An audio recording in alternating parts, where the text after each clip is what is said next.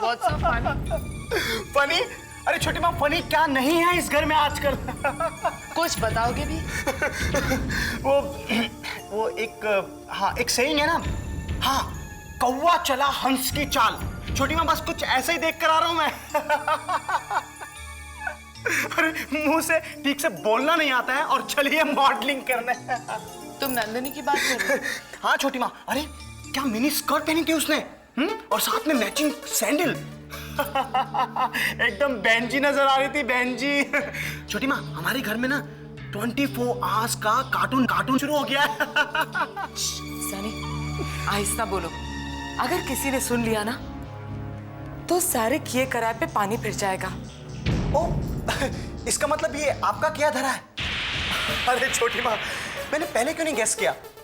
तुम्हें क्या लगा सनी, मेरा नहीं तो किसका किया धरा है ये? लेकिन छोटी माँ, ये सब करने से होगा क्या? तमाशा होगा, तमाशा। यही तो मैं चाहती हूँ। बहुत सीधे बनते हैं ना ये लोग। देखना तुम सनी, कैसे मैं इन्हें टेढ़ा करती हूँ। समझते क्या है ये लोग अपने आप को? बहुत घमंड है इनको अपने सो कॉल्ड फैमिली वैल्यूज और मॉरल्स पे।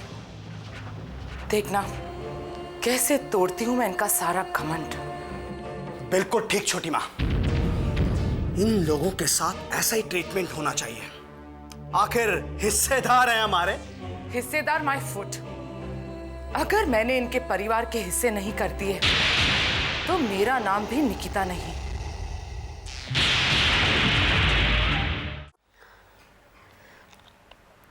कॉफी।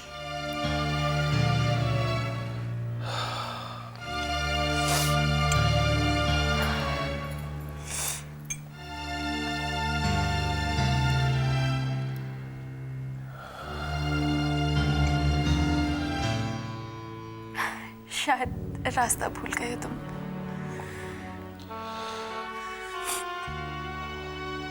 Meenal,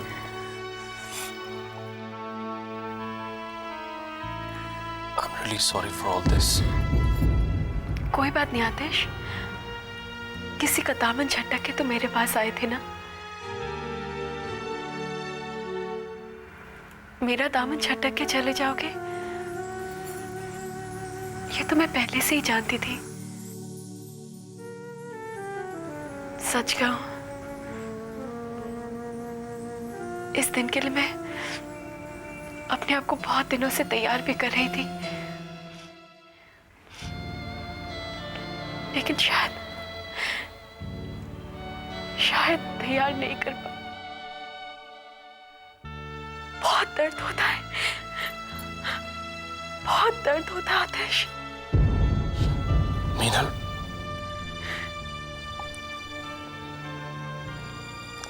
I'm sorry. मैं जानता हूं मैंने तुम्हें बहुत हर्ट किया है।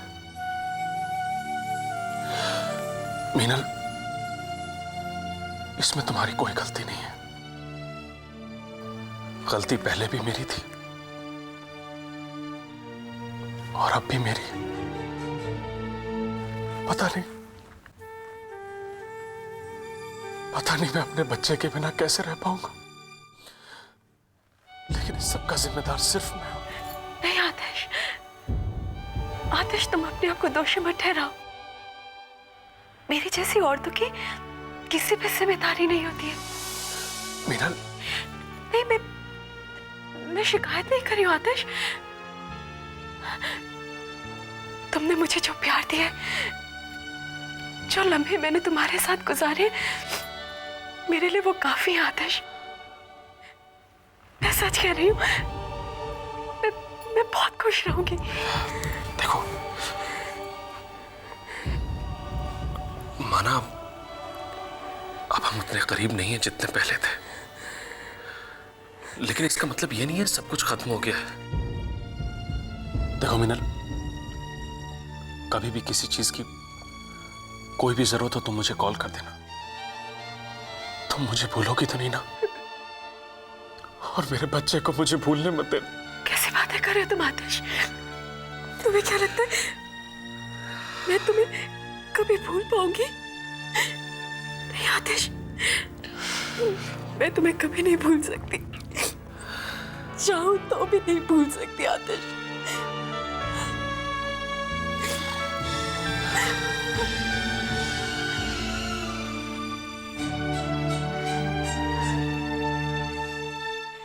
नंदिनी तो एकदम छुपी रुस्तम निकली यार।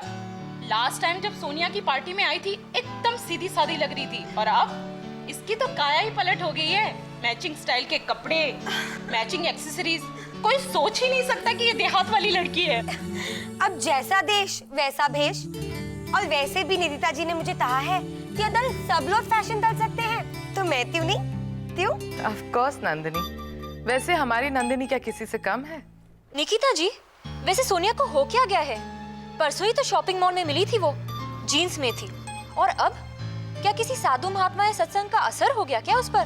पता नहीं, एक्चुअली सोनिया को देख के मैं भी बहुत हैरान हूँ। वैसे आजकल इस घर में ऐसा बहुत कुछ हो रहा है जिसे देख के मैं हैरान हूँ। नमस्ते सोनिया जी। छोटी माँ, मैं बाहर जा रही हूँ, थोड़ी देर में आ जाऊंगी। मंदिर जा रही हो क्या? छोटी माँ, आपको कुछ चाहिए? नहीं सोनिया, मुझे कुछ नहीं चाहिए। शायद तुम भूल गई हो कि मैंने इस घर में काफी एम्प्लॉइज रखे हुए हैं जो मेरा ख्याल रखते हैं। ये मंगलसूत्र कब से पहनना शुरू कर दिया तुमने यार? अरे यार, यही तो प्यार की निशानी है। पति की ओर लॉयल्टी और डेडिकेशन की निशानी है। इसका मतलब हम अपने हस्बैंड्स को प्यार नहीं करते क्योंकि उनके नाम का अपने गले में पट्टा नहीं पहनते? देखिए, ना ही मैं किसी से कुछ करने के लिए कह रही हूँ और ना ही मैं एक्सपेक्ट करती हूँ कि कोई मुझसे कुछ कहे। हे यार, चलो पार्टी कंटिन्यू करते हैं। वैसे भी बहुत वक्त जाया हो चुका है, और वैसे भी मुझे मिसेस भगवानी के यहाँ हाई टी के लिए जाना है, और ये कॉन्वर्सेशन के कुछ लायक नहीं रहे। भाभी, आपके सामने आपकी फ्रेंड सोनिया भाभी की इंसल्ट किए जा रही है, आप कुछ नहीं कह रही है? सॉरी सिया, ये सब मेरी दस्त है, मैंने तुझ नहीं दे सकती। भाभी, आपको हो क्या गया है भाभी? आपको अपनों और दूसरों की पहचान नहीं रही? बल्कि सिया, मुझे तो लगता है कि तुम्हें अपनों की पहचान नहीं है। आजकल इतने लूठेपन से बात चलती हो। वैसे एक बात बता दूं, तुम्हारी भाभी मैं हूँ और तो ही नहीं। भाभी आप प्लीज क्या बहस लगा रखी है तुमने? जब से मैं देखे जा रहा हूँ कि तुम अपनी भाभी से किस तरीके से बात कर रही हो, वो भी उनके दोस्तों के सामने। भैया आप बस बहुत हो गया सिया, आजकल तुम ज्यादा ही भाषण देना सीख गई हो। क्यों बहस कर ले हो इसके साथ? इसकी हाथों पल तो अपने नए भैया भाभी के प्यार तक पर्दा चला हुआ है। अगर हम इसकी हाँ में हाँ मिलाए तो हम अच्छे हैं, इसकी सोनिया भाभी जैसे, और अदल इसके खिलाफ तुझ कहा तो हम बुले बंद हैं। हमें तो ही परवाह नहीं, तो चाहे तो ही तुझ भी तहे। निधिता जी, आप प्लीज सिया से कहिए कि ये यहाँ से चली जाए।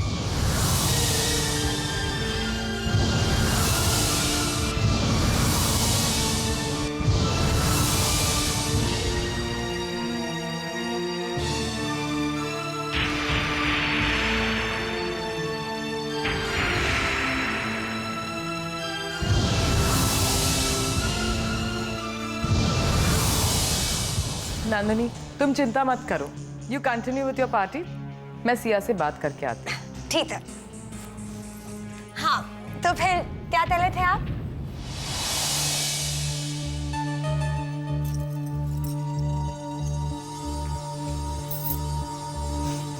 क्या हुआ सिया, इतनी जल्दी हार मान ली तुम?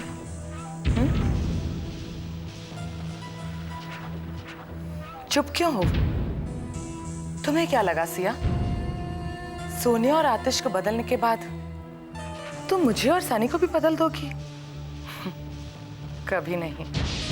देख लिया ना तुमने कैसे मैंने यश और नंदिनी को अपने रंग में ढाल लिया है। ये तो सिर्फ शुरुआत है सिया, देखती जाओ मैं कैसे एक एक करके प्रधान परिवार के हर मेंबर को बदलती हूँ।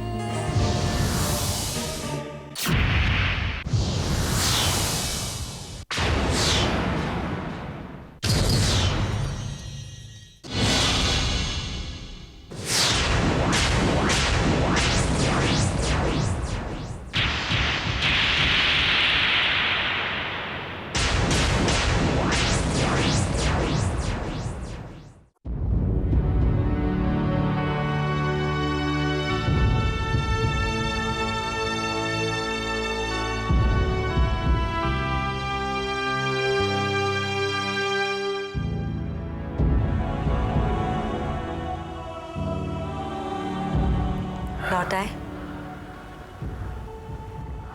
हाँ, लौट आया। थक गए होंगे ना?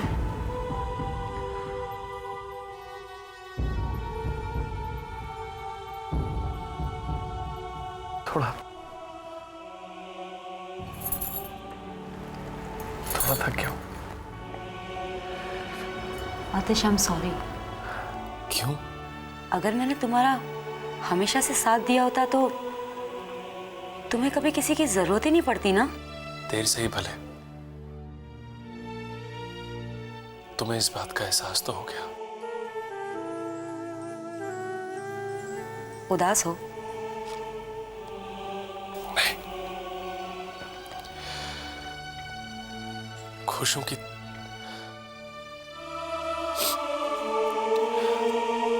तुम मुझे मिल गई हो, और उदास हूं कि वो समाज की नजर में मीनल मेरी पत्नी नहीं थी। लेकिन आज मुझे एहसास हुआ है कितना गहरा नाता था। मुझे लगा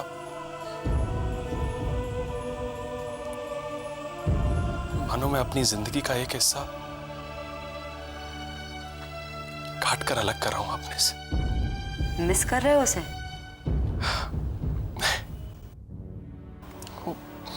मनु को मिस कर रहा, हमेशा मिस करूंगा उसे। नहीं आतिश, मैं तुम्हें इतना प्यार दूंगी कि तुम कभी किसी को मिस नहीं करोगे। हम एक नई जिंदगी शुरू करेंगे,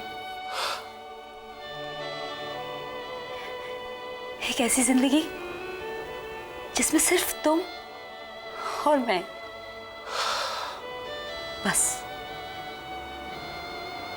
और कोई नहीं होगा। कोई नहीं, क्योंकि हमें किसी की जरूरत ही नहीं पड़ेगी, है ना?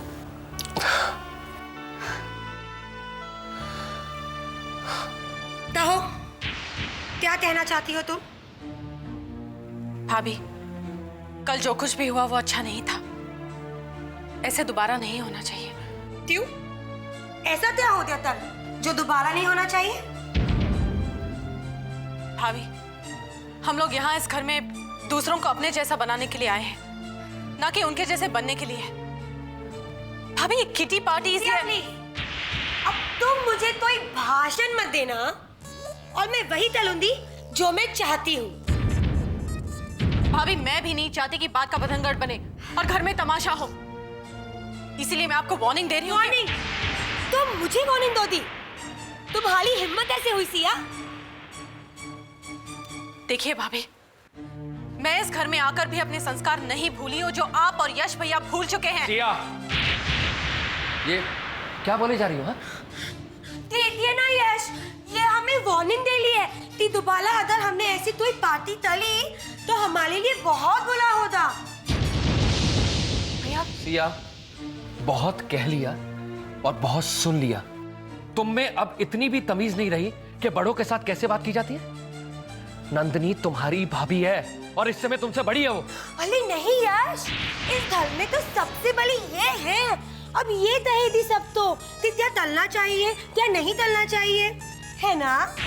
देखो सिया, आज तो मैं तुम्हें समझा रहा हूं, लेकिन अगर आज के बाद तुमने ये फिर से बदतमीजी की ना तो मैं ये भूल जाऊंगा कि तुम मेरी बहन हो। भैया, सिया,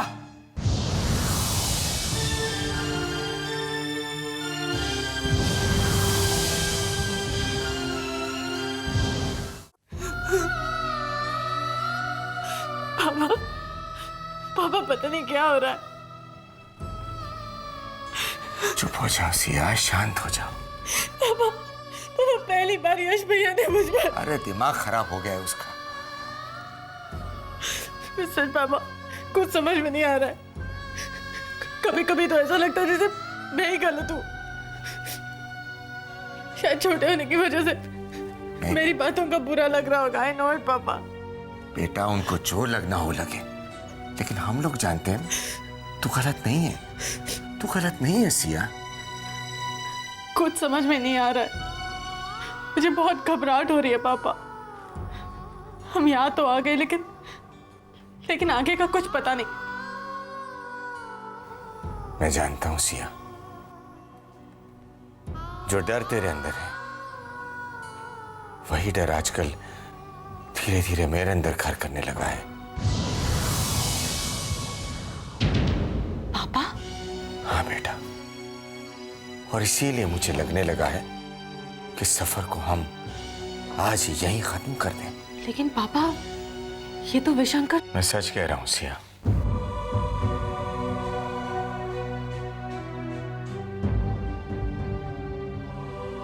मुझे विश्वनाथ भाई साहब से किया हुआ वादा बहुत प्यारा है, पर अगर उस राह पर चलते हुए मेरे बच्चे भटक रहे हैं तो मैं उस राह पर ज्यादा देर तक नहीं चल पाऊंगा। हम लोग नागपुर वापस चले जाएंगे बेटे। अगर ये दौलत मेरे बच्चों को अंधा कर रही है तो ऐसी दौलत नहीं चाहिए मुझे।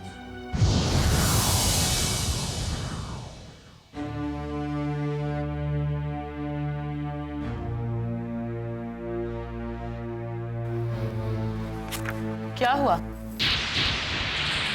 तुम तो मुझे सुधारना चाहती थी ना, बाजी उल्टी पड़ गई तुम्हारी।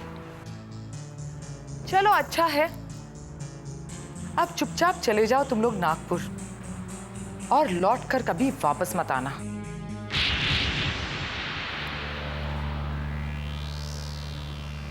लौट कर आने के बारे में तो हम तब सोचेंगे निकिता जी, जब हम यहाँ से जाएंगे।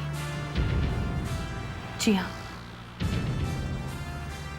जब भी किसी अपने को किसी गलत रास्ते पे जाते हुए देखती हूँ ना, तब दिल करता है कि सबको यहाँ से ले जाओ वापस अपने घर नागपुर।